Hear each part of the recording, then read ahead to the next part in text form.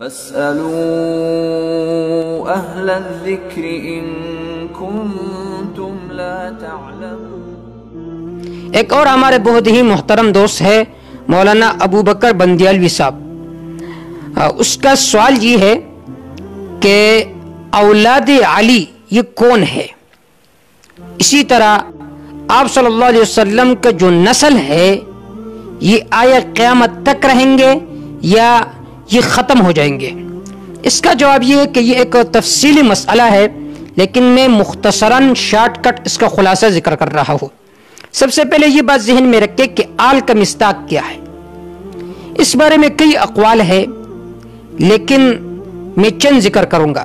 سب سے پہلا قول یہ ہے کہ آل سے مراد اتباع مراد ہے، پیغمبر صلی اللہ علیہ وسلم کے تابعدار، جیسے کہ قرآن مجید میں جا بجا لفظ آل کا ذکر تابعدار کے لیے استعمال ہوا ہے۔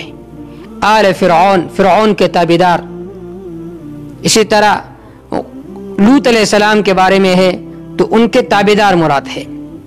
اور اسی طرح ایک شاعر وہ اپنے اشعار میں یہ کہتا ہے آل النبی اتباع ملتہ من الاعاجم والسودان والعرب لو کان آلہ آل قرابتہ فلیصلی المصلی علی الطاغی ابی لہب، کہ آپ صلی اللہ علیہ وسلم کے آل و آپ صلی اللہ علیہ وسلم کے تابعدار ہے۔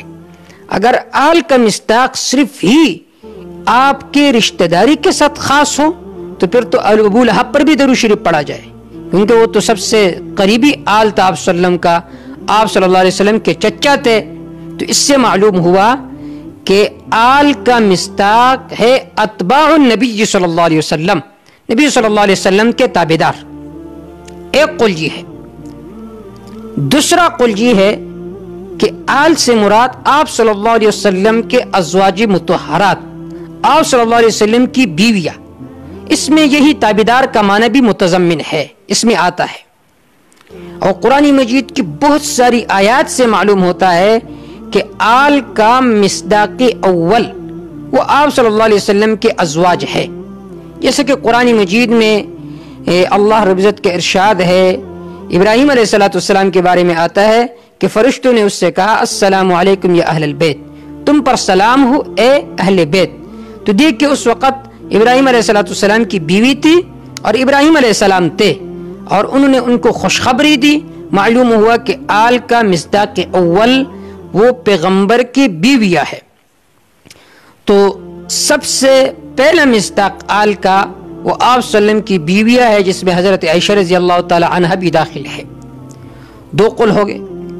تیسرا قول یہ ہے کہ آل سے مراد عطرت النبی صلی اللہ علیہ وسلم و اولاد النبی صلی اللہ علیہ وسلم، آپ صلی اللہ علیہ وسلم کے اولاد ہیں۔ اب یہاں پر یہ بات ذہن میں رکھے کہ آپ صلی اللہ علیہ وسلم کے نارینہ اولاد پیدا ہوئے تھے، لیکن بلوغت سے پہلے پہلے فوت ہو چکے تھے۔ آپ صلی اللہ علیہ وسلم کے جو اولاد کا سلسلہ ہے وہ حضرت فاطمہ الزہرا رضی اللہ تعالی عنہ سے چل پڑا تھا۔ حضرت فاطمہ رضی اللہ تعالی عنہ کا نکاح حضرت علی رضی اللہ تعالی عنہ سے ہوا، اور حضرت علی رضی اللہ تعالی عنہ آپ صلی اللہ علیہ وسلم کے چچا زاد بھائی تھے۔ اور حضرت فاطمہ رضی اللہ تعالی عنہ کے جو اولاد ہے، بعض حضرات نے ذکر کیا ہے کہ حضرت عباس بن علی رضی اللہ تعالی عنہ کے جو اولاد ہے، اسی طرح حضرت علی رضی اللہ تعالی عنہ کے جو اولاد ہے یہ متعدد ہے، تقریباً بعض نے 24 تک ذکر کیے ہیں، بعض نے 25 تک ذکر کیے ہیں۔ ان میں نمبر 1 حضرت حسین رضی اللہ تعالی عنہ، اسی طرح حسن رضی اللہ تعالی عنہ، حضرت زینب رضی اللہ تعالی عنہ، حضرت ام کلثوم، حضرت عباس، حضرت عمر ابن علی، حضرت محمد الاکبر جس کو محمد ابن علی حنفیہ کہا جاتا ہے، number 8 Abdullah, number 9 Abu Bakr, number 10 Ruqayya, number 11 Ramla, number 12 Nafisa, number 13 Khadija, number 14 Umm Hani, number 15 Jumana, number 16 Umama, number 17 Mona, number 18 Salma. یہ سارے آپ صلی اللہ علیہ وسلم، آپ رضی اللہ تعالی عنہ کے حضرت علی رضی اللہ تعالیٰ عنہ کے اولاد تھے. یہ سارے حضرت علی رضی اللہ تعالیٰ عنہ کے اولاد تھے. انہی سے حضرت علی رضی اللہ تعالیٰ عنہ کا نسل چلا مشرق میں، مغرب میں، جنوب میں، شمال میں. تو لہذا یہ جو لوگ کہتے ہیں کہ آل النبی صلی اللہ علیہ وسلم اولاد علی رضی اللہ تعالیٰ عنہ، یہ کہنا درست ہے، کیونکہ آپ رضی اللہ تعالیٰ عنہ کے اولاد بہت زیادہ تھے. صرف حسن رضی اللہ تعالیٰ عنہ کے بارے میں آتا ہے کہ وہ بہت زیادہ شادیاں کرتے تھے. تو ظاہر بات ہے جب کثرت زواج ہو، شادیاں زیادہ ہو، تو اس سے اولاد بھی زیادہ ہوں گے، وہ پھیل گئے.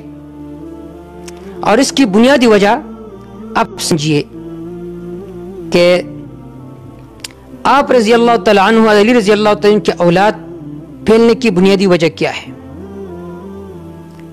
وہ یہ ہے کہ جب ابو جہل نے آپ صلی اللہ علیہ وسلم سے متعلق کہا کہ آپ صلی اللہ علیہ وسلم کے نارینہ اولاد نہیں ہے، یہ ابتر ہے، تو اللہ رب العزت نے یہ آیت نازل فرمائی ان شانئک هو الابتر، کہ آپ کا دشمن ہی ابتر ہے، مقطوع النسل ہے.